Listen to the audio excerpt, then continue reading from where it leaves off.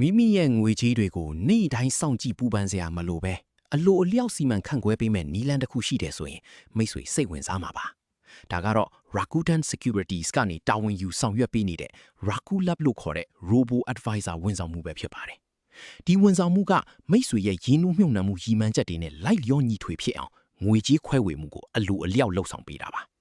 လူတစ်ယောက်ရဲ့ရင်းနှီးမြှုပ်နှံမှုပုံစံကိုသိရှိနိုင်ဖို့မေးခွန်းအနှဲငယ်ကိုအဖြေပေးရုံနဲ့တင့်တော်တဲ့အစီအစဉ်ကိုရွေးချယ်ပေးမှာဖြစ်ပါတယ်။ဒါပေမဲ့ဒီစနစ်ကဘလို့ခိုင်မာတဲ့အခြေခံတွေနဲ့အလုပ်လုပ်တယ်လဲဆိုတာကပိုပြီးစိတ်ဝင်စားဖို့ကောင်းပါတယ်။ Rakulab ရဲ့နောက်ွယ်မှာကဘာကျော်ရင်းနှီးမြှုပ်နှံမှုအကြံပေးကုမ္ပဏီတစ်ခုဖြစ်တဲ့ Masa ရှိနေပါတယ်။ဒီကုမ္ပဏီဟာနှစ်ပေါင်း40ကျော်အတွေ့အကြုံရှိတဲ့အဖွဲ့အစည်းတစ်ခုဖြစ်ပြီးသူတို့ရဲ့အကြံပေးချက်တွေကိုအခြေခံပြီး Rakuten Securities ကအကောင်းဆုံးပိုင်ဆိုင်မှုအချိုးအစားကိုသတ်မှတ်ပေးတာပါ။ဒီလိုပညာရှင်တွေရဲ့အကြံပေးချက်တွေနဲ့စနစ်တကျစီမံထားတဲ့အတွက်ရင်းနှီးမြှုပ်နှံသူတွေအနေနဲ့ယုံကြည်စိတ်ချစွာအနံ့ထားနိုင်တာဖြစ်ပါတယ်။ဒါပေမဲ့ဈေးကွက်ကရုတ်တရက်အပြောင်းလဲဖြစ်လာပြီးဈေးနှုန်းတွေပြုတ်ကျတဲ့အခါမှာရောဘယ်လိုကာကွယ်ပြီးမလဲဆိုတာကမီးစရာရှိလာပါတယ်။ရင်းနှီးမြှုပ်နှံမှုမှာအရေးကြီးဆုံးကဈေးကွက်အတက်အကျတန်းကိုခံနိုင်ရရှိဖို့ဖြစ်ပါတယ်။ Rakulab မှာတော့ DRC လို့ခေါ်တဲ့အထူးလှုပ်ဆောင်ချက်တစ်ခုပါဝင်ပါတယ်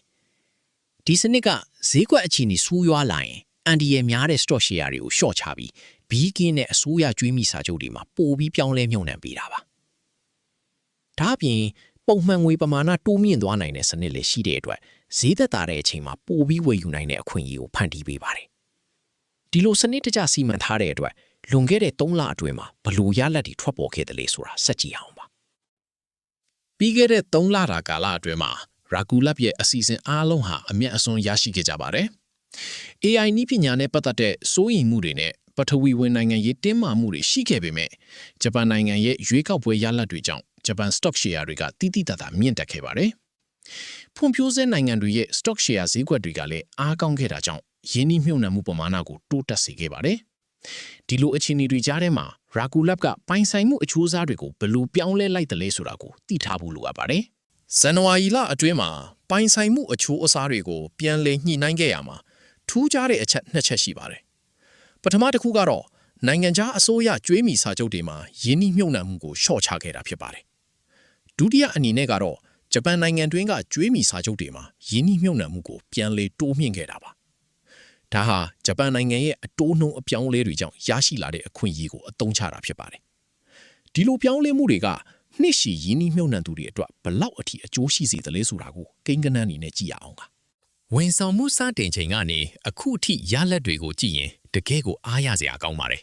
။အန်ဒီရဲ့အနည်းဆုံးအစီအစဉ်ကို1000မှတ်စတင်ရင်းနှီးမြှုပ်နှံခဲ့ရင်ဖေဖော်ဝါရီလကုန်မှာ13201 1.3231အထိရှိလာပါတယ်။ပိုပြီးရဲရဲတင်းတင်းရင်းနှီးမြှုပ်နှံတဲ့အစီအစဉ်ဆိုရင်တော့29325 2.9325000အထိတောင်မြင့်တက်ခဲ့တာပါ။ဒါဟာဈေးကွက်အတက်အကျတွေကြားထဲမှာရေရှည်တီးခံနိုင်သူတွေရရှိမဲ့ရလဒ်ပဲဖြစ်ပါတယ်။နောက်ဆုံးအနေနဲ့ရှေ့ဆက်သွားမဲ့လမ်းစဉ်ကိုတော့အခုလိုသတ်မှတ်ထားပါတယ်။နောက်အနာဂတ်မှာလည်းဈေးကွက်တွေကခဏတာလှုပ်ခတ်မှုတွေရှိနေအောင်မှာဖြစ်ပါတယ်။ဒါပေမဲ့ Rakulab အနေနဲ့ကတော့ရေတိုအပြောင်းလဲတွေကိုလိုက်ကြည့်နေတာမျိုးမဟုတ်ပဲအမျိုးအစားစုံလင်အောင်ခွဲဝေရင်းနှီးမြှုပ်နှံတဲ့မူဝါဒကိုပဲဆက်လက်ကျင့်သုံးသွားမှာပါ။ဒါဟာပင်စင်ရန်ပုံငွေတစ်ခုကိုစီမံတယ်လို့မျိုးတည်ငြိမ်ပြီးခိုင်မာတဲ့တိုးတက်မှုကိုရည်မှန်းတာဖြစ်ပါတယ်။မိတ်ဆွေရဲ့ပိုင်ဆိုင်မှုတွေကိုရေရှည်မှာတဖြည်းဖြည်းတိုးပွားလာအောင်လှုံ့ဆော်သွားမဲ့ဒီလိုအစီအစဉ်မျိုးကနောက်တစ်ချိန်မှာဘလို့အကျိုးကျေးဇူးတွေပေးုံမလဲဆိုတာကိုစောင့်ကြည့်သွားဖို့လိုအပ်ပါတယ်